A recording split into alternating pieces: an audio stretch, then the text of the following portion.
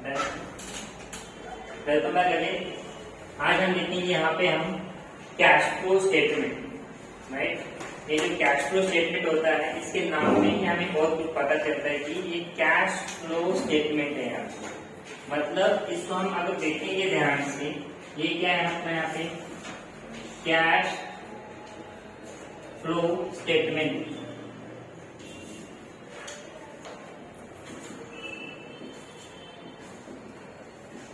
Cash flow statement.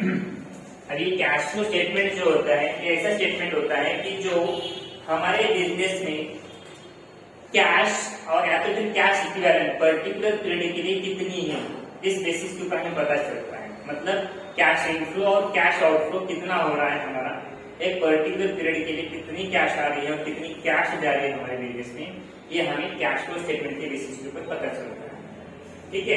अभी cash flow statement में देखा जाएगा तो फिर इसमें सबसे बड़ा जो बेनिफिट होता है ना, हमारे कंपनी की कैश पोजीशन कैसी है, इनफ्लो की हो या आउटफ्लो की हो, या हमें पता चलता है इसमें यहाँ पे। ठीक है।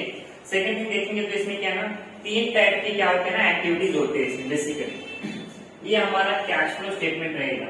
बिजनेस में है ना, मोस्टली 3 टाइप की एक्टिविटीज होते हैं, उससे ज्यादा कुछ होते नहीं यहाँ पे, बराबर है।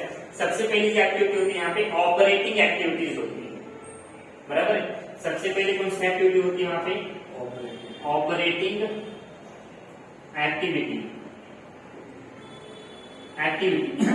अभी ऑपरेटिंग एक्टिविटी के जरिए बिजनेस में क्या होता है, कैश आती भी है और कैश जाती भी है। इसको क्या बोलेंगे हम, cash inflow and cash outflow. अभी इसमें क्या होता है बेसिकली, अगर हम कैश इनफ्लो की अगर बात करते हैं ना, तो ये तुम्हारा क्या रहेगा, ये तुम्हारा रहेगा इनफ्लो, और ये क्या रहेगा तुम्हारा आउटफ्लो। आउटफ्लो मतलब क्या होता है ना, बिजनेस से जो कैश जाती है उसे हम आउटफ्लो कहते हैं, और बिजनेस में जो कैश आती है उसे हम कैश इनफ्लो कहते हैं। ठीक है।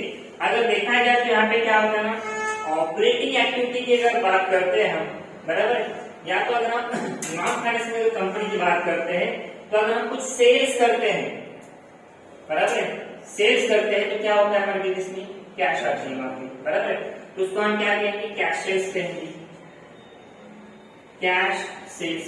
जैसे हम कैश सेल्स करेंगे क्या हो जाएगा, वहां पे कैश अपने बिजनेस में आ जाएगा। ठीक है। अगर दूसरा पॉइंट देखेंगे यहाँ पे हम, cash received from trade receivable, cash received from, इसको हम ट्रेड रिसीवेबल कहेंगे या तो फिर बिल रिसीवेबल कहेंगे।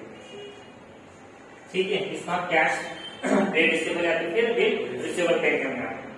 Then cash receivable from commission, cash received from commission, right. इससे भी क्या होता है हमारे बिजनेस में, क्या होती है ना, कैश का इनफ्लो होता है।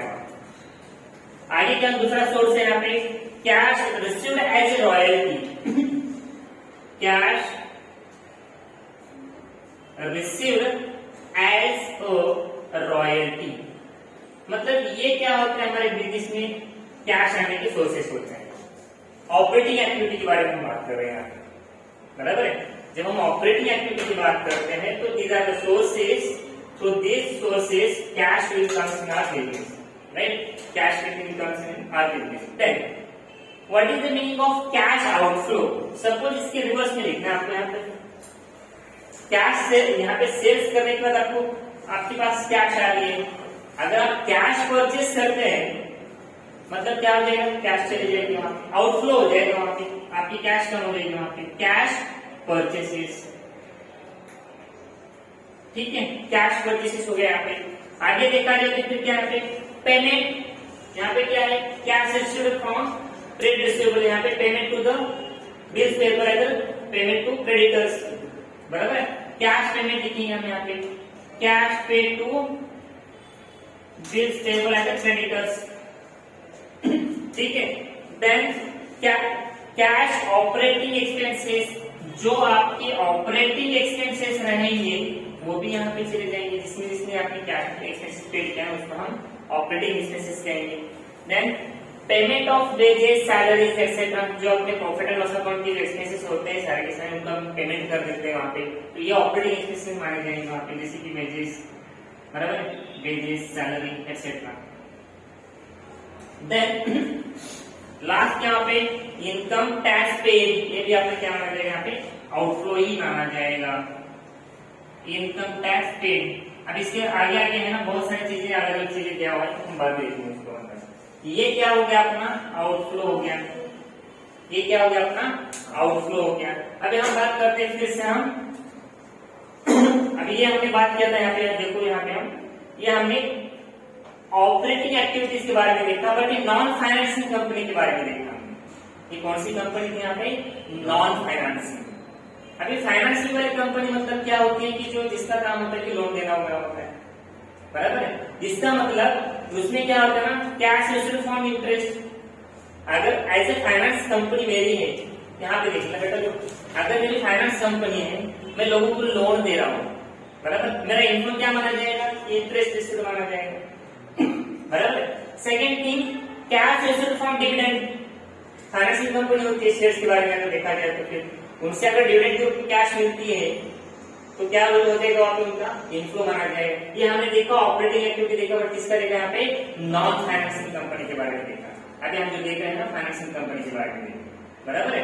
Then process from sale of securities. मान लो आपने अगर शेयर्स लिए हैं, बराबर है, शेयर्स लेने के बाद आपने बेचा उसको, इमीडिएटली क्या हो जाएगा, किसमें कन्वर्ट हो जाएगा, वो इनफ्लो में कन्वर्ट हो जाएगा।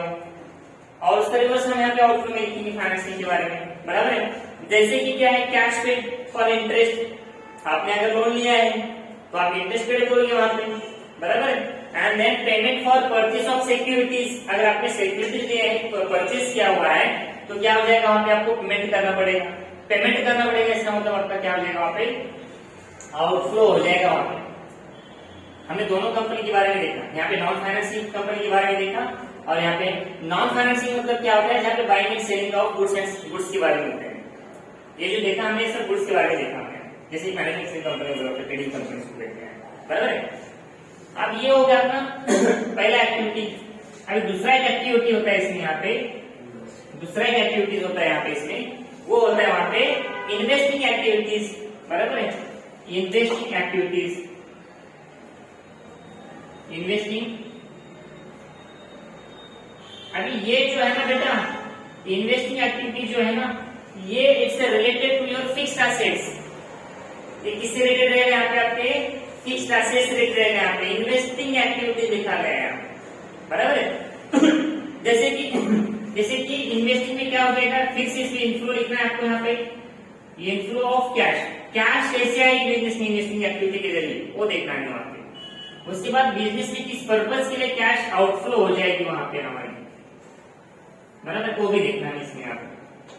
अभी क्या करने के बाद हमारे बिजनेस में कैश आ सकती है वहां पे, सबसे पहले अगर हम कुछ फिक्स्ड एसेट बेचते हैं, बराबर है, फिक्स्ड एसेट बेचते हैं तो क्या हो जाएगा, हमारे पास इनफ्लो हो जाएगा वहां, बराबर है। तो यहाँ पे क्या लिखेंगे, सेल ऑफ फिक्स्ड एसेट्स लिखेंगे हम यहाँ पे, सेल ऑफ फिक्स्ड एसेट्स, बराबर है, sale of fixed asset. Second क्या है यहाँ पे, सेल ऑफ इन्वेस्टमेंट, जैसे कि नॉन करंट एसेट्स होते हैं, बराबर है। Sale of investment, sale of investment, ठीक है। आगे क्या है वहां पे, फिर इंटरेस्ट रिसीव्ड ऑन इन्वेस्टमेंट। ये कौन सा है यहाँ पे, इन्वेस्टिंग एक्टिविटी। अगर आपने सिक्योरिटीज अगर कुछ आइटम्स ऐसे हैं उसके दो इफेक्ट होते हैं, यहाँ पे भी इंटरेस्ट आएगा और यहाँ पे जो फाइनेंसिंग कंपनी है उसकी इंटरेस्ट आ जाता है, बराबर है। फाइनेंसिंग में इंटरेस्ट आ जाता है ना, रिसीव किया है पेमेंट किया है जो कुछ रहेगा ट्वाइस पे हो जाएगा वहाँ पे, एक इन्वेस्टिंग भी हो जाएगा और एक वहाँ पे भी हो जाएगा, बराबर। और एज एक्सपेंसेस वो ऑपरेटिंग में भी चला जाएगा, बराबर है। क्योंकि तुम लोगों को उतना डेप्थ में नहीं दी, आप लोगों को उतना डेप्थ में नहीं दी, ठीक है। Interest received on investment